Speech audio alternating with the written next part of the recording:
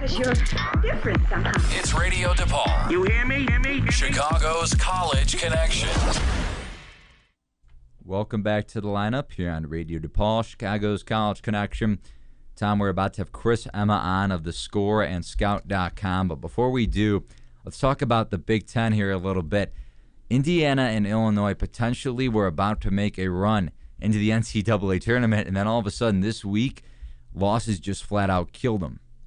Yeah, obviously, disappointing season for Tom Crane and the Hoosiers. This is a team fresh off a number 1 seed last year, and not even going to make the tournament this year. The Illini also, I think they made the tournament last year, right? With Brandon Paul last year. Yeah, and obviously a tough season for Gross. John Gross. John Gross, yeah. So a really disappointing season. You mentioned they might have turned the corner, but just crippling losses. And again, you talk about it with Tom Crean and what he does after his press conferences now. I don't know if that's a new thing because he's upset that he's not making the NCAA tournament. I didn't see. What did he do? I'm sorry, I didn't. He goes after the game, I don't know if it's after all losses this season or after all games, even after wins and losses. He goes to the press conference about after 45 minutes after the game is over. That's interesting. Yeah, that's a little bit interesting for Tom Crean. But again, let's talk to Chris Emma now. Again, of 670 The Score, writer there, and also Scout.com talking about Purdue basketball. But first, on a brighter note, Chris, how about Nebraska ball? Again, 14-1 at home, and Tim Miles, as you wrote this week, Tim Miles has Nebraska believing. I think they have him doing a little bit more than that, again, after their win last night at Indiana. So talking about, I guess, the two sides a little bit here, what were your thoughts on Indiana maybe blowing a chance to make a run at the NCAA tournament, and then Nebraska maybe trying to finish off a resume for the NCAA tournament? Yeah, for very different reasons. It's weird to think that a game between Indiana and Nebraska was essentially a play-in game to stay alive for the NCAA tournament. But I mean, there's Indiana crumbling and there's Nebraska thriving. It's one heck of a season, really, in the Big Ten, and that game kind of demonstrates it. Huge win for the Huskers, and Tim Miles, I think everybody's man crush in the Big Ten now, what he's done, the way he operates himself. I mean, he went from this lovable kind of charismatic coach to this guy who's going to be a Big Ten coach of the year. I mean, he's done one hell of a job, so you got to give him credit. As for Tom Crean and the Hoosiers, I mean, they go from a 1 seed to not even making the tournament. Forget youth, because so many teams in the country have youth. It comes down to player development and coaching, and he just has not done that good of a job with that team. Yeah, no, I agree. It's baffling that you can go from a 1 seed to out of the tourney, but what's even more baffling to me is that Nebraska basketball is mattering right now, because when I think Nebraska, I think nothing but football. And with the disappointing season, obviously, they had this year, that's good for Nebraska fans. But speaking of disappointing, Chris, last time we talked, Purdue had just lost to Northwestern. That was all the way back on January 21st.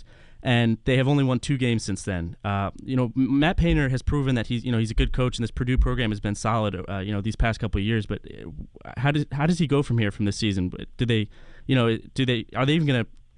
Can they beat Northwestern even at this point? Yeah, they'll beat Northwestern this weekend, but that's it for the year. I mean, they're gonna go one and done in the Big Ten tournament and potentially a CBI. I don't think they even take that, though, if they get the offer. I mean, it all comes down to next year for this program, really, and for Matt Painter especially, because there's a ton of young talent coming in. All the pieces are going to be in place next year. It's just about getting it all together. It's about coaching them up. I do think Matt Painter's a great coach, but the pressure's on after 2 seasons of not making the NCAA tournament, assuming that they don't go on a miracle run next week in the Big Ten tournament. Pressure's really going to be high for Matt Painter, and they really got to have a big year moving forward next year. They got to build up some of these young guys. There's going to be a lot of competition, a lot of guys battling for the starting 5 spots, but it'll be good for a team that really needs that competitive edge. I do think that Purdue can make a good run next year and get things back on track, but I mean, a lot's got to happen between now and then. A lot does. Maybe Andre Hammonds needs to shape up and start shooting a little bit better field goal percentage. But let's talk about the better Big Ten teams here in the conference, Michigan and Michigan State. And again, we talked about making a statement here, maybe for U of I trying to make it into the tournament, a late season run, and still a questionable push. But again, Michigan maybe ended their hopes, and the only chance of U of I making a run now is winning the Big Ten tournament. Again, very doubtful. But either way, Michigan went into Urbana-Champaign and just destroyed the Fighting Illini. So looking at Michigan right now, and Nick Stauskas playing some great basketball, what are your thoughts on the Wolverines and then also the Spartans who lost to the Illini, ironically? Looking at those two teams, who is the better team, and which team can make a deeper run in the NCAA tournament? Well, Michigan are the Big Ten's best team, and you look at the way that they played all year round. You got a guy like Stauskas, who might be Big Ten Player of the Year. There's so much talent on that roster from top to bottom. John Beilein's one heck of a coach, and I think you're seeing the way that these guys have developed, the way that these guys have panned out throughout the year, and really playing their best basketball at the end of the season. That's the mark of a good team, a team that could make a run to the Final Four. Michigan State's also a very good team as well. They've just been ravaged by injuries. I mean, the fact that they've been able to stay afloat like this is a credit to Tom Izzo, because they've had so many issues this year. If they can get Appling back healthy, if they can have Payne be healthy throughout Dawson, if he can come to a full recovery and be ready for the tournament, then they're in good shape. They can make a decent run as well, but they've just been ravaged by so many injuries, and how you lose games like they have. I mean, losing last week to Illinois, I mean, that was a game they really wish they could have had back. Should have been in Georgetown several weeks back. I mean, it's a very good basketball team, no doubt about it, but the injuries just ravaged them all year long. No, absolutely, and looking at Michigan State, you mentioned those injuries. You see it in their their win-loss column, because they haven't won back-to-back games since late January. You mentioned the loss to Illinois, but they're playing Iowa tonight. This is another Big Ten team that's been up and down. It's shown some flashes. Do the Hawkeyes are they going to go into East Lansing and win tonight, and maybe use that as a stepping-off point to make a little run in the Big Ten tourney, and then maybe a run in the NCAA tourney?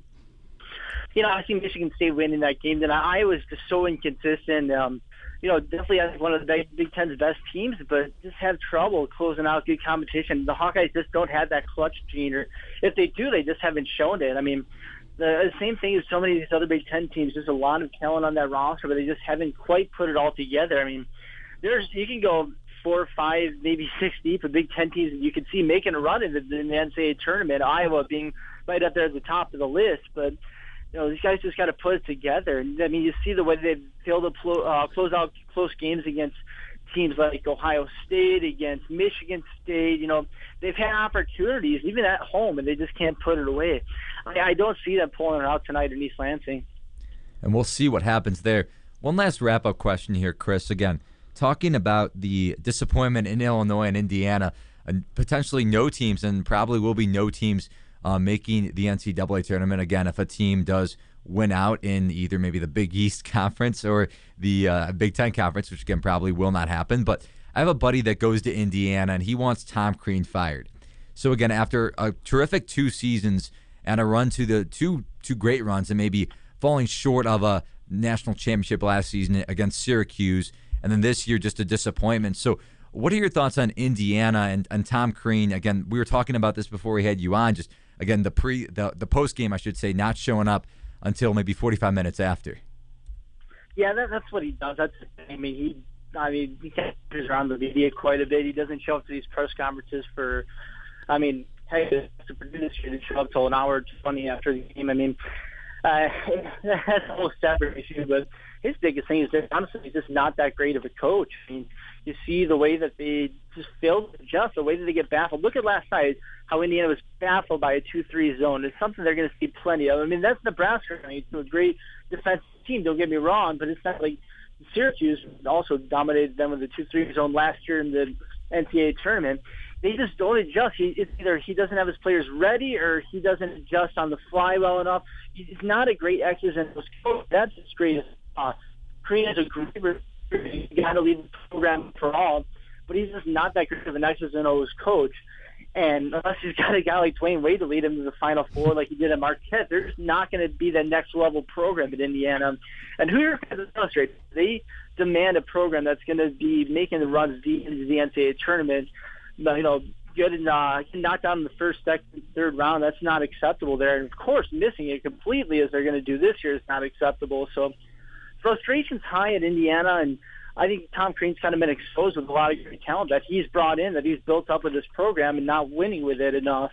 I think it's kind of exposed him as a coach. I'm sure many teams would take a Tom Crean somewhere else if he does end up leaving Indiana this season. But again, Chris, thank you very much for joining us, and we hope to have you back on soon. Anytime, guys. All right, thank you very much. Again, that's Chris Emma of 670thescore.com and scout.com. And again, I just like to wrap up on that point just because, again, Tom Crean scrutinized this whole season. I thought maybe it was just my friend at Indiana, but it's not. I guess it's that whole fan base of it's not good enough. And maybe it was because maybe a decade ago they were so good, and then You go from that to being mediocre, and then you go from that to being a contender for a title, and then just a year later, they're not even making the NCAA tournament. Yeah, I think it's just the fans got a taste of the the Indiana of old, because obviously they had to deal with that Kelvin Sampson crap before Tom Crane, and he came in. He had Chris mentioned he's a great recruiter. He had some great classes, and I think that's a good point though. Is he had all that talent and still fell short 2 years in a row in the tournament. And so, you give Indiana fans a taste, and then you take it away by not making the tournament after being a number 1 seed. I just think that's unacceptable. That Kentucky game, though, 2 years ago, you can't give Crean, you can't cut, you have to cut him a little slack at least, just because, again, that Kentucky team went on to win the national title. No, absolutely. I'm not, I'm just saying, that's why fans are mad, because, he gave them the taste, but he's not giving, he can't give them the full thing. Right. Last year, I agree. Again, you talk about adjustments. You have to adjust to a zone like that, at least at halftime when your season's on the line, and they couldn't do it. Oh, and you know what you're getting with Syracuse. Boeheim's been doing that zone for 30 years, and so you got to wonder with the pregame, the scouting, and the game plan just wasn't there. You had some time. One last thing here. Did you see the Nick Stauskas chant at the right before the half? They were chanting USA, and then Stauskas nails a three-pointer, and Tariqa goes, "Oh, Canada." I didn't see that, but I saw Paul Banks put something up, and I saw that. That's just college kids trying to get under players' skins. But you love when players respond like that, and just it's a college kid responding right back. And just quiet them. It's great. Stauskas is playing some great basketball this year. Absolutely, probably going to be Big Ten Player of the Year. Ewing theory in full effect there for Michigan, because this was a guy who was only supposed to be a pure shooter, and here he is, just lighting up the scoreboard in other ways. He's an all-around player right now for the University of Michigan. Let's take a quick break here. When we come back, we're going to switch over sports here and talk some Major League Baseball. It's time to talk some Chicago baseball as well. We're going to debate the north side and south side. It's Tom versus Eli here in the lineup. We're talking Cubs and Sox, of course. We're going to talk the NL Central first here, so it's time for Tom to get his guns going, and I'll get my guns going right back. So again here, we're talking some baseball, and we're previewing the NL Central next here on the lineup on Radio DePaul, Chicago's College Connection. All right, whenever you're ready.